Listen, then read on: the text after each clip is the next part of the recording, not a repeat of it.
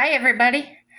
I'm checking in today to let you know how the walker scenario turned out with that um, lady at the medical supply place.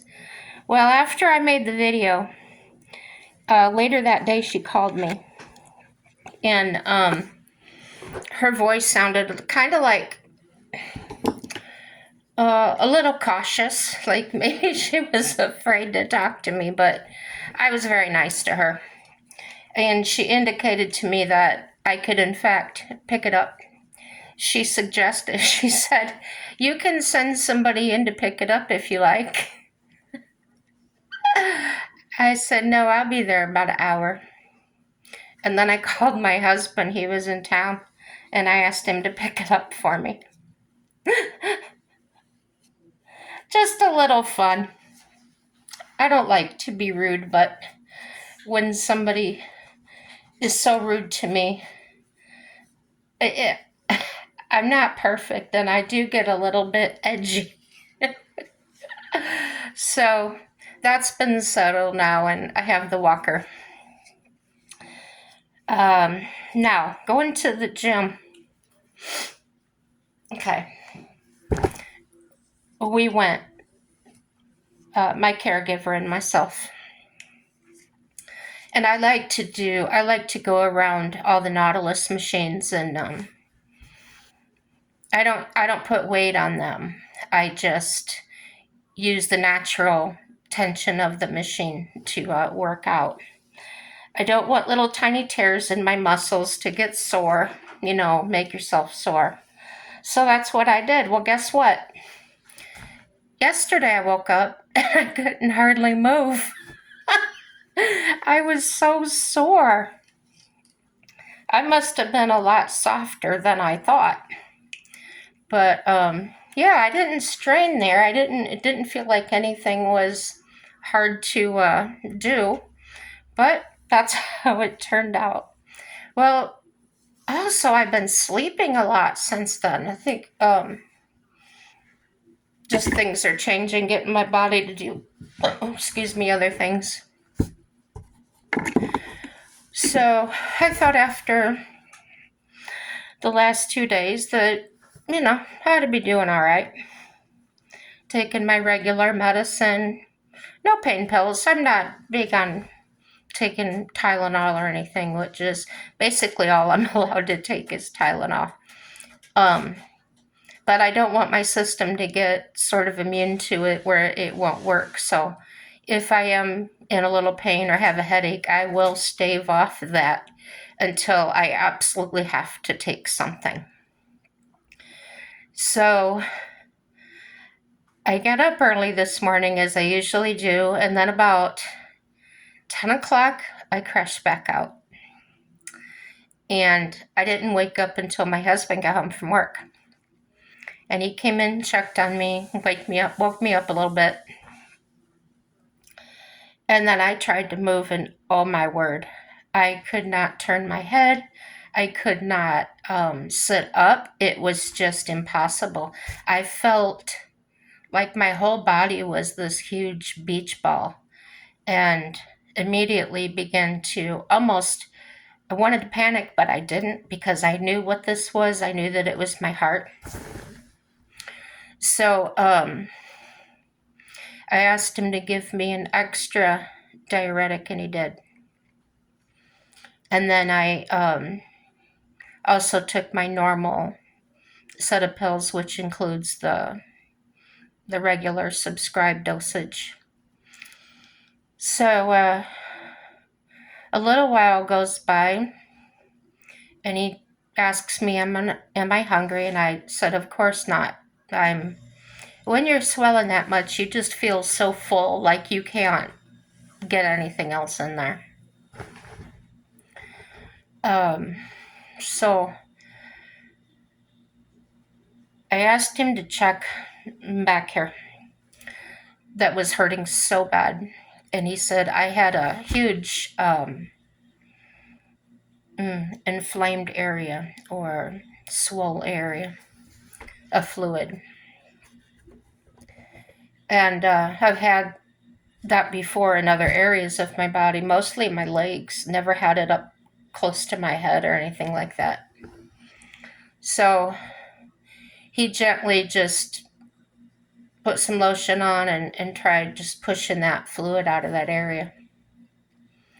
And then I actually did break down and take some Tylenol because the pain was, it was up there, really uncomfortable.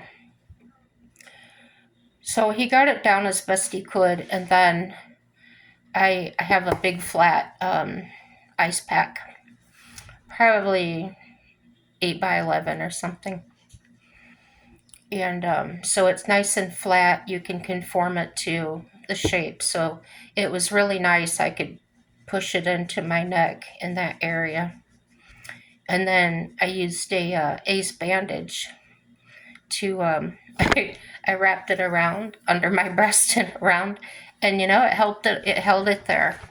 And with that, I did end up going back to sleep for about an hour or two. And when I woke up, I felt a whole lot better.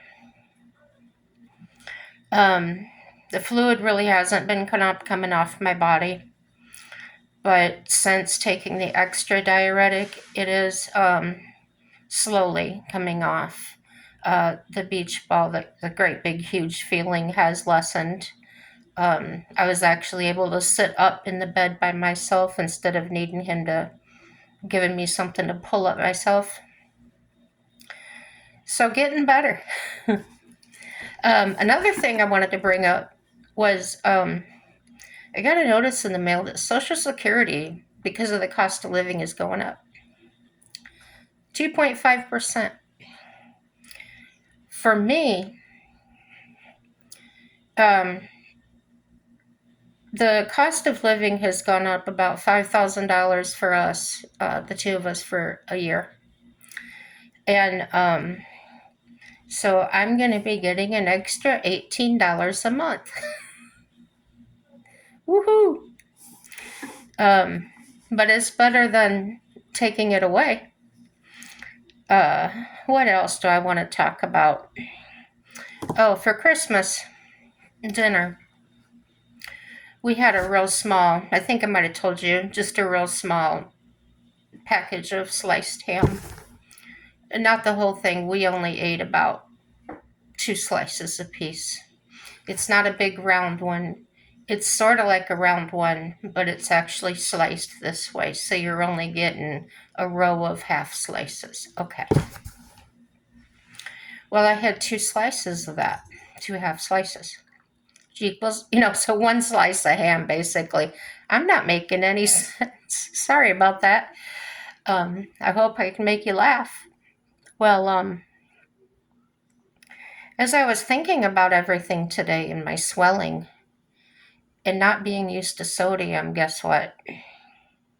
I think the ham is what did it. And I don't know how that would coincide with working out, but yeah, something happened kind of strange. Another thing was I woke up, I sleep with a CPAP machine, and I woke up feeling so sick. And all I could think of, oh my word, I was using those machines. I didn't see anybody wiping them off that time, which I usually do. I went to get the rag and the stuff you spray to wipe them off, and there wasn't any. There were towels, but there wasn't any spray. So as soon as me and my caregiver got through working out, we went right into the bathroom and washed our hands and stuff like that. So I was replaying that in my mind this morning because I was feeling so sick. It was all my sinuses, my throat was dry, kind of like a bad cold feeling. Well, when I get that, I'll usually put really warm water, almost hot water, in my CPAP reservoir and put that on and just let that warm air, like standing in a hot shower or a steam room. And it usually helps that subside, go away. So I went and took the reservoir off, and there was a tiny bit, so when you turned the thing, there was a little puddle of water in there, and it looked yellow. I said, what? Now, I didn't use distilled water. I've been out of it. And I don't use the tap water because I told you the reasons why on that. I had actually used water out of my water cooler. Yeah. So my husband looks at it and he says, oh no, maybe that's the light from the TV coming in, because that's where we were sitting. And I said, well, he was going to go clean it. I said, well, just in case, use maybe a few drops of bleach in there with the soap and really clean it well. When I had woken up, I told you I didn't feel well. My nose felt awful, you know, when you get stopped up and feels like it's all crusty inside. So I've got one of those, you squirt the warm water up there and it flushes your nose out, sinus rinse. When I did that, this is gross, but there was crests of dried blood coming out. So that tells me that machine was really drying me out, and that's why I felt so ill. Got it all cleaned up, put it back together. I put that on my face and laid down. I did drift off for about another half hour, but when I woke up, that sicky cold feeling was all gone. So I know a lot of people sleep with a CPAP machine. I have been on mine for 23 years, going on 24. And I don't know if you've ever had one, and I know people have a lot of trouble, you know, they think, it does leak on them. They think it leaks. No, it does leak on them, the air. And I think my cat's looking to jump. Don't jump on me. She does that from time to time. Uses me as her step ladder to the floor. But they have problems with leaking, and one of the things I found out when I first started was that now the one I sleep with, it just covers my nose. I keep my mouth shut when I sleep. But mine was leaking quite a bit. Well, the mask I had, it had a touch point right here, and then it had an adjustment thing. You could adjust it back and forth, and it was hard plastic. And I used that for years. But yes, it would leak. It would dry out my eyes because it would leak up here or something. And I normally got it sealed enough. I fell asleep, and then it would leak during the night when I didn't know. And then wake up, dry eyes, feeling miserable. So after those years, I had to, this is a long story, but anyway, I didn't have insurance, so I wasn't getting new masks and things, so I was making that one do for a long time. And then I found a place that would sell the parts without a prescription, or this was before that mandate was in place. And so I was able to buy replacement cushions, but I wasn't able to replace the headgear. They did not carry it. So what I learned was, when it leaks, make it a little looser. It seems backwards, but I found that the more I tightened it, the worse it got. Okay.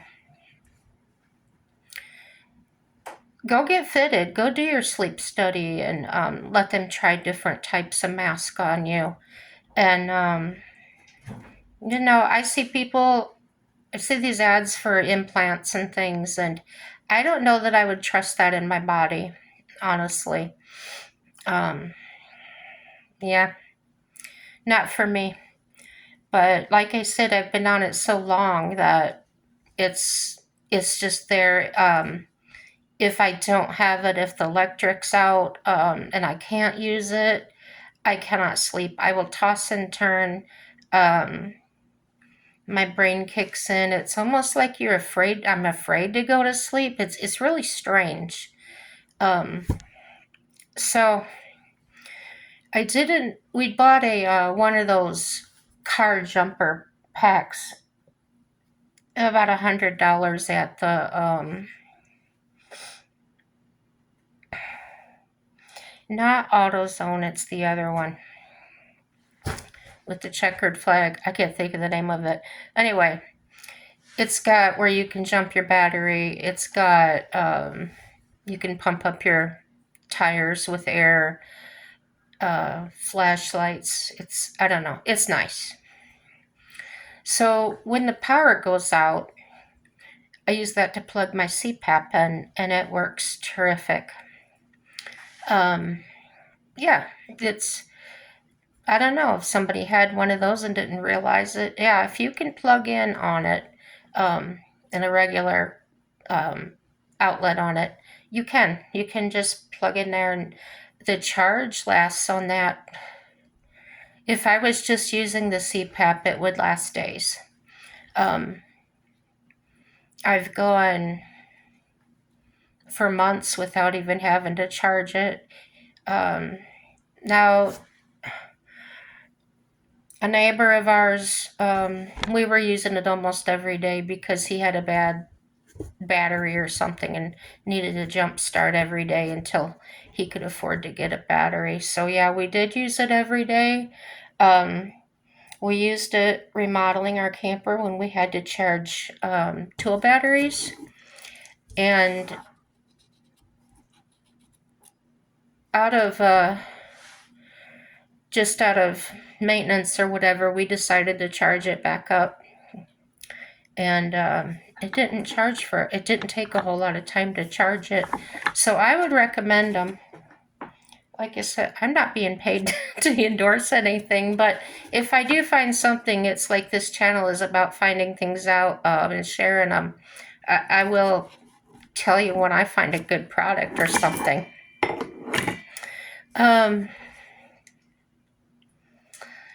What else do I want to talk about? I do like to talk about water. I told you before I use that the Culligan filters. I enjoy the way Culligan tastes. Now there are some bottled waters that really hurt my stomach. Do you have any issues like that? And one of them, I used to get, I don't live near one now, but it was a Kroger's, which has nothing to do with them, okay? I love them. I love shopping there. But there was a water that I got there, bottled water, that absolutely hurt my stomach. And I don't remember what the brand was. It may have even been a store brand. I don't know. But I would get cramps in my stomach as soon as the water hit my stomach. Another one that bothers me is Dasani. And I think around here, Coca-Cola carries it or distributes it. So I'm always hesitant about, if I'm thirsty, purchasing a bottle of water in the stores. I don't always know how it's going to affect me if they don't have a brand that I already know is going to work. Or not work, but acceptable to my stomach. I got too much sleep today. I'm a little off. One thing I like to drink is green tea. And just to drink green tea by itself, I like it strong, but drinking it strong, it gets bitter. It gets the stronger it is, the more bitter it is. But it's an excellent diuretic. And so there's many benefits that way. I do like to drink it. Um, so what I'll do with it is I'll have my hot water. I'll either use it out of the Keurig or my uh, water cooler because it's got a hot setting on it. And I'll get my water out of there, and I'll put green tea, regular black tea, Lipton or whatever, and then I'll throw a off the wall tea bag in there. Right now I have raspberry, so I'll put raspberry in there, and sometimes a mint with all that. And I don't really use sugar. I use Splenda, and just a little bit, because with the Splenda, a tiny bit goes a really long way. But it's really refreshing, and I prefer it over ice at that point. But if I'm drinking hot tea, I like to drink orange orange pico, I think it's called. I haven't Honestly, I haven't tried any others. It gets really tight sometimes for groceries, so I'm not adventurous enough to go spend money on something that I may or may not like. Um, I wouldn't throw it away. It would just sit here and rot. But yeah. Does anybody like to read? Um, I like to read.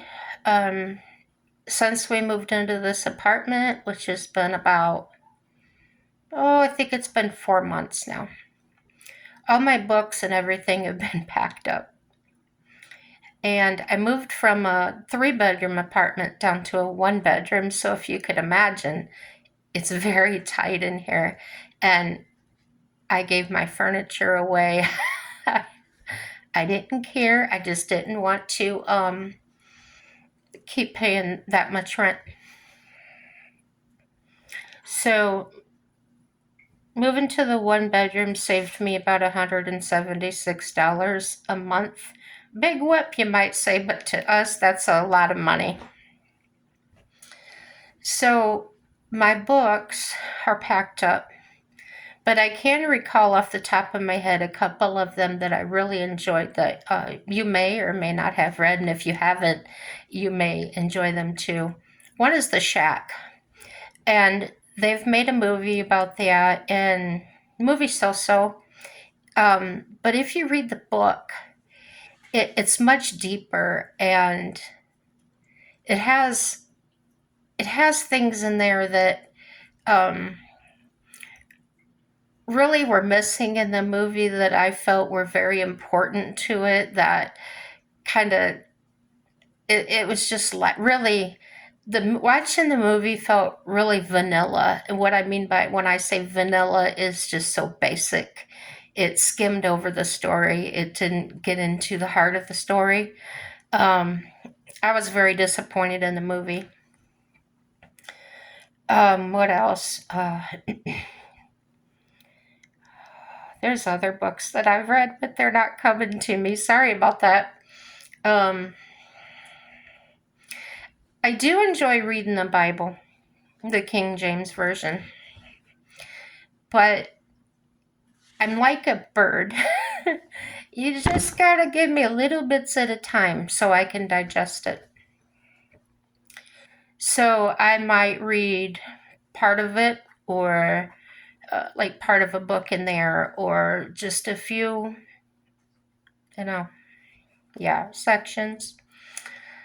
And then what I'll do is I will just randomly open the Bible and read whatever it opens to. Uh, to me, the important thing is that I'm getting that word. Bible study is important to me, but where I live, I haven't actually found any groups of anybody doing Bible studies.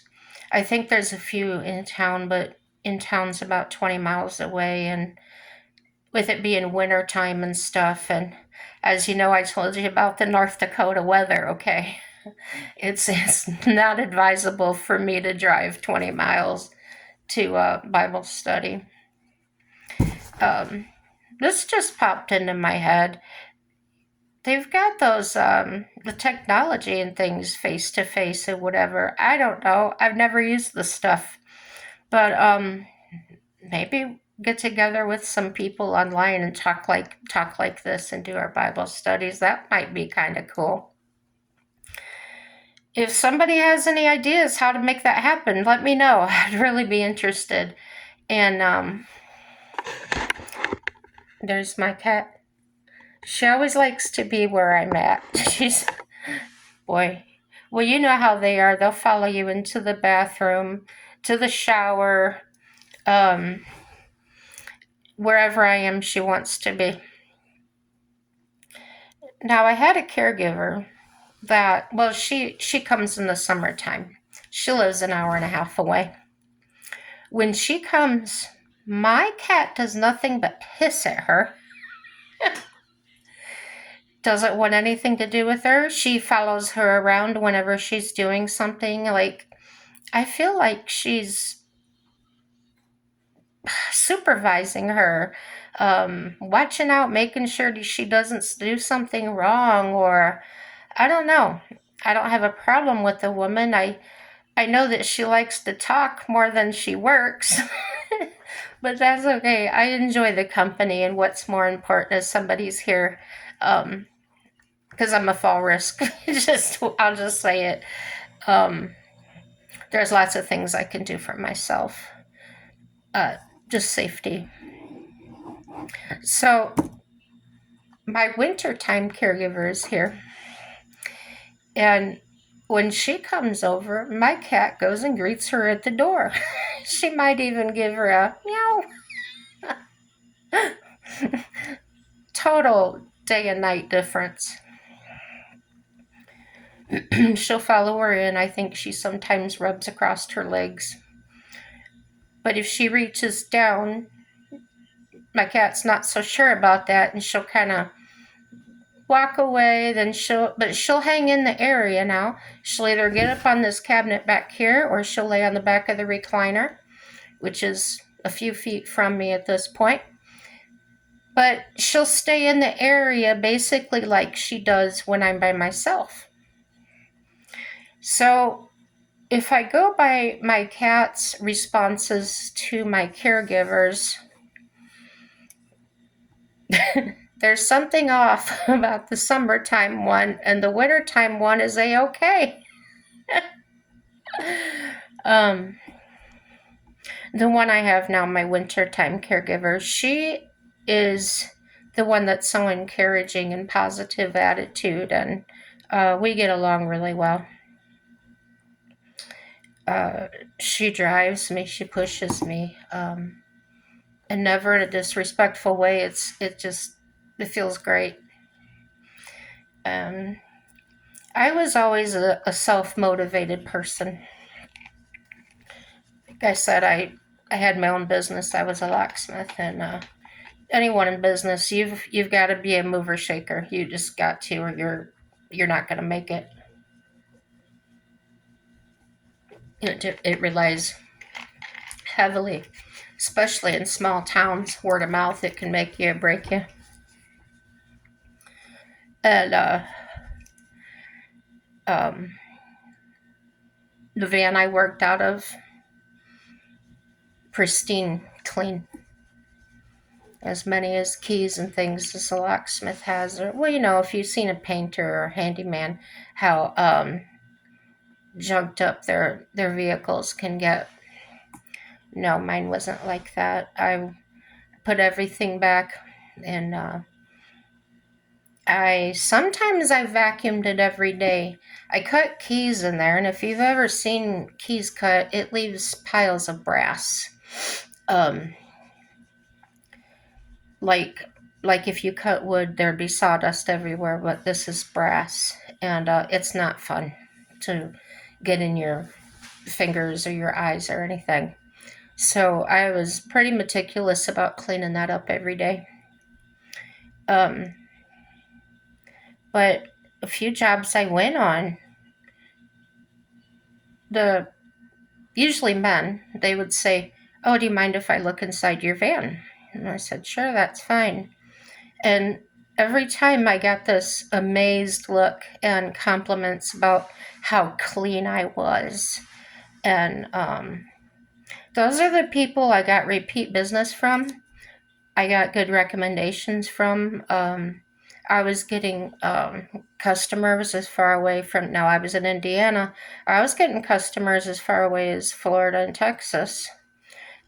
People that had rental property or um, whatever, they had property up in my area, and they needed work done. So I was trusted to, you know, work unsupervised that far away. So that felt really good. And like I said, I was a mover shaker. I didn't make anybody wait. I arrived on time for my appointments. Um, and that's what you have to do if you want to be self employed. You are your boss, and you are your worker, and you are sometimes your own accountant, and you answer the phone. And if you answer the phone, be polite, be engaging, ask questions. Um, the person on the other end wants to know that you're investing in what they need. Okay? They don't want to hear your personal problems. They don't want to hear your money problems. And speaking of money, if you quote a price to somebody over the phone, you need to honor that. I've seen videos of locksmiths that they'll tell somebody $65, $85, and then when they arrive there, they'll jack the price up to over 100. No. Number one, that's unethical. Number two, you're shooting yourself in the foot. You might have to learn to live on that $200 because you may not get any more after that anywhere.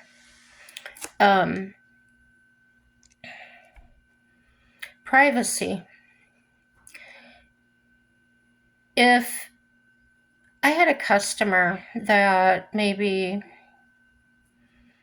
it was a divorce situation, okay, and one spouse wanted to lock the other spouse out of the house. Legally, they're allowed to do that, okay? And never keep a key. Never, ever, ever keep a key to somebody's property. Number one, the liability. If somebody breaks in, steals their things, you're going to be number one on the list because you had a key, okay? This can carry over into other businesses as far as when you have information, you have personal information, you have addresses, you have names. You do not share those, and try to be careful not to leave those documents to where you open the door and they're going to fly out and, get anywhere. But back to my situation.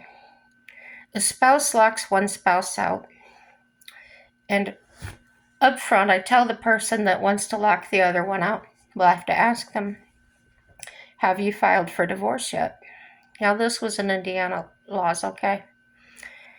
And in Indiana, if you have not filed for divorce yet, both spouses are allowed to disperse, take, divide anything they want to without, nobody's going to care. If one of you has filed the divorce, that all stops. you may have to give something back. You may get something you don't want, things like that. So one spouse is locking the other one out. So I have to tell the one I'm working for that if your spouse comes here when you're gone and asks me to change the locks again, I have to do it. And you'll both pay me. And I'm willing to do this back and forth as long as you want. I would suggest very highly that you go get filed, then have me change the locks and do it that way. And so it happened. Someone called me and said their spouse locked them out, blah, blah, blah. And when I heard the address, I knew exactly who it was. And I was tempted to tell them that I didn't have time to do it or refer them to somebody else. But on the other hand, I felt like this was an opportunity to maybe get better communication between them and get things settled. Neither one of them were hostile. Keep that in mind. I wouldn't even bother with somebody that was like that. But it turned out where they both they were fine with the locks being changed to what they were.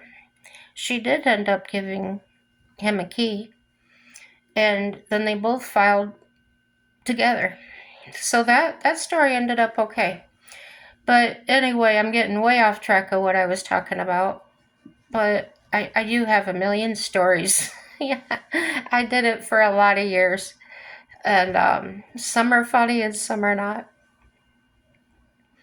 And as far as creating this channel, I've had some feedback from family and friends that have called me, texted me, and said that this channel seems to be going really well, that they could see how a lot of people could benefit from what goes on here.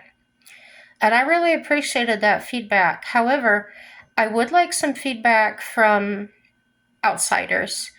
Tell me if, tell me what you want to talk about. I have things to talk about, but other people have things to talk about, and this isn't about me.